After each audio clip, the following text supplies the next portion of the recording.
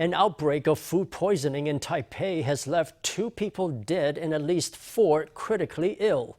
The victims had all dined at a Malaysian chain restaurant in Taipei's Xinyi district. An investigation is underway to identify the cause of the outbreak. The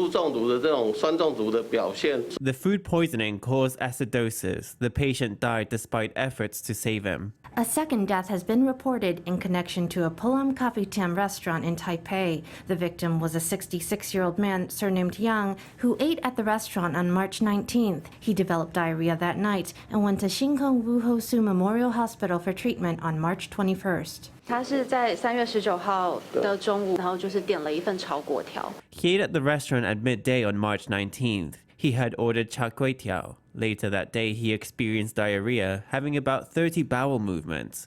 By the early hours of March 21st, he was sweating profusely. His bed and pillow were all wet. But when he was transferred to a regular ward, he was still in good spirits. When Yang was admitted to the hospital, it was unclear whether he had food poisoning. His case was linked to the restaurant outbreak only after March 26, when New Taipei's Department of Health alerted the hospital. We only realized there was a connection after the news broke out. It turns out it was food poisoning. We didn't know what he could have eaten. We were all making guesses as to what could have caused such severe liver and kidney failure.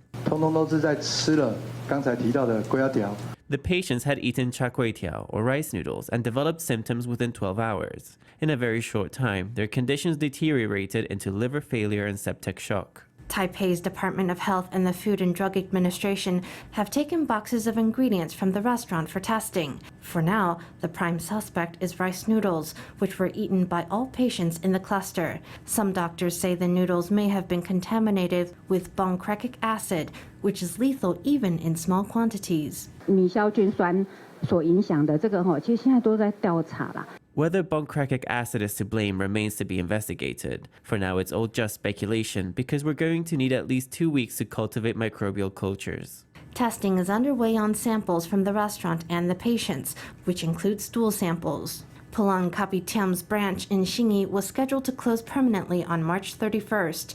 The 2 dead victims and 4 critically ill patients had eaten stir-fried rice noodles at the branch between March 19th and 22nd. Theories behind the outbreak range from accidental poisoning to malicious sabotage. An investigation has been launched to find the source of contamination and to determine whether the ingredients were in proper condition.